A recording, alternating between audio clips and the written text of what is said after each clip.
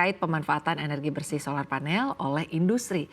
Dan langsung saja kita akan bahas bersama dengan Irwan Hidayat, Direktur Utama Sido Muncul, Dion Jefferson, Deputi CEO Sun Energy, dan Elim Sritaba, Chief Sustainability Officer Asia Pulp and Paper atau APP, yang telah hadir di studio CNBC Indonesia di pagi hari ini. Selamat pagi Pak Irwan, Pak Dion, dan juga Bu Elim. Bagaimana kabarnya di pagi hari ini? Baik, Bu. Baik ya, sehat ya, semangat selalu ya Pak ya, Bu ya. Saya ingin menanyakan ke Pak Dion terlebih dahulu. Pak Dion, ini terkait dengan komitmen dan juga kontribusi ya Pak dari Sun Energy ini dalam mendorong pemanfaatan PLTS di operasional industri di tanah air. Perkembangannya, progresnya saat ini seperti apa? Iya, terima kasih Bu. Jadi kalau kita bicara komitmen, memang Sun Energy sudah berdiri sejak 2016. Dan sampai saat ini kita sudah punya portfolio lebih dari 300 megawatt. Itu sekitar 200 di luar Indonesia dan 100 di Indonesia. Dan kita akan selalu berkomitmen untuk membantu pemerintah mencapai target zero emissions. Termasuk dalam hal ini mensupport beberapa pemain industri untuk transisi energi ke energi bersih. Itu komitmen kita kepada pemerintah. Ya. Baik, tantangannya selama ini dan sejauh ini seperti apa Pak?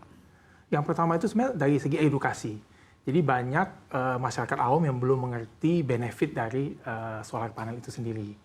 Jadi kita banyak mengadakan pelatihan, seminar, dan sosialisasi supaya pelanggan dari segi residensial, komersial, industrial lebih mengerti benefitnya dan akan membantu dan mensupport pemerintah untuk transisi energi. Seperti itu. Baik, jadi dari sisi edukasi perlu terus ditingkatkan ya. Betul, Pak sekali. Dion. Selanjutnya saya ingin menanyakan ke Pak Irwan. Pak Irwan, bagaimana sebetulnya komitmen dari Sido Muncul dalam menjalankan strategi keberlanjutan ya Pak atau ESG melalui pemanfaatan bauran energi terbarukan dan juga aktivitas dari operasional itu sendiri Pak Irwan. Silakan. Ya kalau Sido Muncul sih kami komit sekali ya menggunakan karena dengan melakukan berkomitmen terhadap lingkungan, pemakaian energi yang aman, hemat, itu adalah menjadi goal kami untuk mempersiapkan masa depan bagi semua orang. Baik, kalau Sido Muncul sendiri Pak, sebetulnya sudah sejak kapan menggunakan sumber energi listrik dari PLTS dan sebetulnya berapa kapasitasnya Pak Irwan? Kalau nggak salah baru tahun 2022, kapasitasnya 2 mega.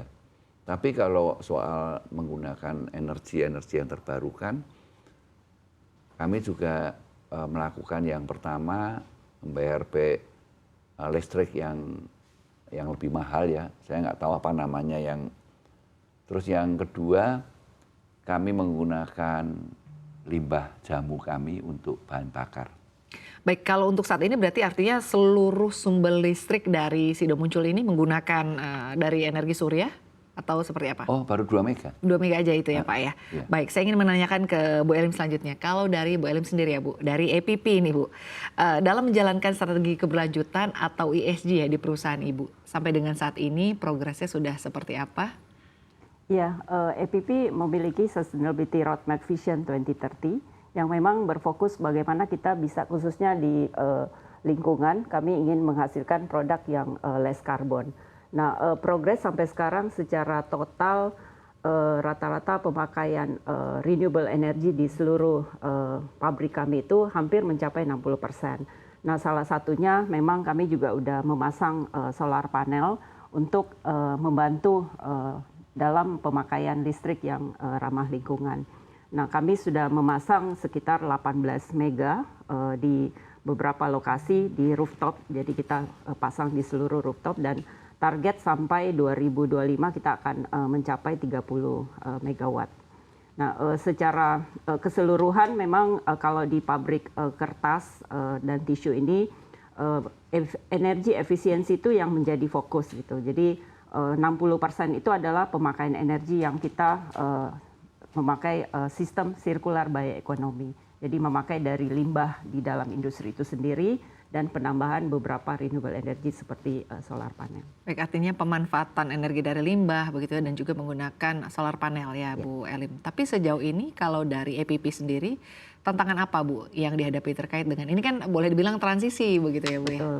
Memang kalau seperti industri pulp dan kertas ini tantangan utama adalah memang teknologi karena kita memerlukan energi yang cukup besar yang sekarang memang sebagian tersisa yang masih memakai batu bara gitu.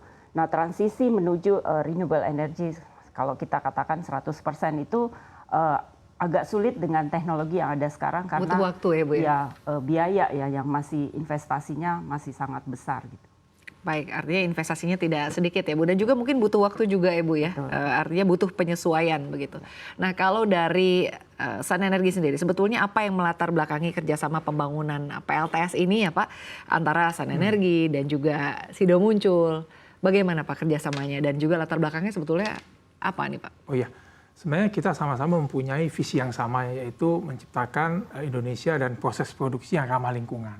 Jadi dari situ baru kita lakukan assessment, berapa emisi karbon yang bisa dikurangi, gitu ya, berapa impact efisiensi listrik juga. Dari situ sama-sama kita mempunyai tujuan yang sama, jadi kita kerjasama seperti itu Bu. Baik, jadi dari latar belakang dengan tujuan yang sama ya, untuk membuat Indonesia nanti ramah lingkungan ya dari setiap industri begitu untuk kedepannya, dan juga tujuan dari net zero emission mungkin ya Pak Dion ya.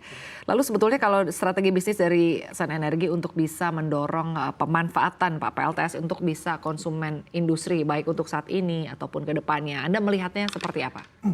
Jadi yang pertama itu kita menyediakan solusi yang terintegrasi Bu. Dalam artian kita menyediakan solusi yang membuat pelanggan itu bisa fokus pada industri intinya. Jadi kita yang handle solar panelnya dari segi survei, desain, pemasangan, sampai pemeliharaan. Jadi kita yang cover scope tersebut, nanti dari pelanggan hanya membayar berdasarkan energi yang dihasilkan dari solar panel saja. Jadi itu scope kita terintegrasi. Kemudian yang kedua itu lebih ke customisasi. Jadi kita benar-benar mendesain berdasarkan kebutuhan dari pelanggan itu sendiri. Berapa dari energi tradisional, berapa dari energi bersih. Jadi dua hal itu yang kita rasa bisa memberikan solusi yang lebih jitu untuk pelanggan. Baik, jadi tergantung dari kebutuhan industri itu sendiri begitu ya Pak, apa yang mungkin dibutuhkan oleh perusahaan-perusahaan ataupun industri ya Pak Dion. Saya ingin kembali ke Pak Irwan. Pak Irwan, saya ingin menanyakan sebetulnya dampak penggunaan PLTS ya Pak, kalau di perusahaan Bapak sendiri, artinya terhadap industri yang dijalani oleh Bapak ini, sejauh ini seperti apa Pak impact-nya? Impact-nya kami mendapat kepercayaan lebih besar dari masyarakat, dari konsumen. Jadi ya kalau buat kepercayaannya meningkat, tapi kalau buat kami yang bekerja gitu ya, karyawan kami semuanya happy gitu. Karena perasaannya menggunakan energi itu, dampaknya itu membuat hatinya tenang, senang gitu. Begitu ya Pak, jadi artinya memang impact-nya cukup baik begitu ya? Baik. Oh iya, terutama kepercayaan masyarakat terhadap perusahaan-perusahaan yang menggunakan energi terbarukan. Baik, lalu terkait dengan manfaat Pak yang didapatkan oleh perusahaan Bapak setelah menggunakan energi yang boleh dibilang ramah lingkungan ya Pak, seperti apa? Ya lebih hemat ya, artinya pengeluaran kami satu dari tenaga surya itu lebih hemat, kemudian menggunakan bahan limbah-limbah jamu untuk bahan bakar, terus kemudian menggunakan gas, kami tidak menggunakan batu bara. Dan membayar listrik PLN yang lebih mahal itu membuat kami ini merasa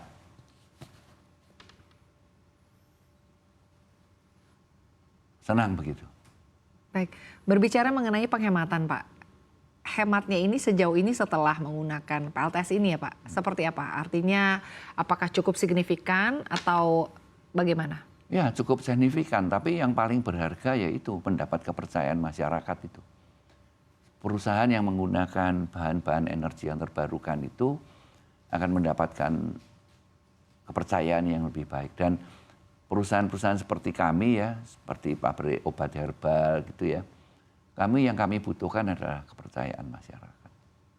Baik, terima kasih. Jadi kepercayaan masyarakat ini menjadi salah satu fokus juga begitu ya terkait dengan penggunaan energi yang ramah lingkungan dan juga PLTS. Saya ingin menanyakan ke Bu Ellen terkait dengan penggunaan PLTS di perusahaan Ibu.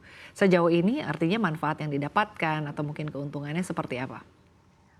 Manfaat langsung tentunya dari tadi sama ya, cost efisiensi. Tetapi manfaat yang lebih besar kita sebagai perusahaan salah satu terbesar di Indonesia untuk pulp dan kertas, dan juga tisu packaging, kami itu memasarkan produk kami di 150 negara gitu. Jadi otomatis memperlihatkan tanggung jawab sebagai perusahaan yang besar di Indonesia ini. Kami memiliki kewajiban untuk kontribusi terhadap perubahan iklim di global dan menggunakan energi terbarukan, salah satu PLTS ya, karena dengan energi yang dibutuhkan dari industri kami itu cukup besar, jadi pilihan-pilihan itu tentu tidak bisa hanya satu saja. Nah, PLTS ini salah satu solusi yang bisa kita tunjukkan bahwa APP berkomitmen untuk kontribusi terhadap perubahan iklim. Tentunya manfaat langsung seperti tadi, kami memiliki customer di global juga yang juga punya tuntutan-tuntutan bahwa rantai pasokan ya, termasuk APP ini yang supply produk-produk ke luar negeri itu harus memiliki komitmen untuk menghasilkan produk yang ramah lingkungan dan juga mengurangi karbon emisi. Nah, ini yang memperlihatkan bahwa komitmen, karena kalau kita bicara ESG itu sangat luas gitu ya, dan tentunya otomatis kontribusi terhadap perubahan polusi itu juga menjadi concern kami. Baik, artinya kita lihat bagaimana industri-industri di tanah air begitu ya untuk bisa mendorong dan juga mendukung tujuan pemerintah untuk bisa mencapai net zero emission dan juga turut berkontribusi ya dengan menggunakan energi-energi yang ramah lingkungan.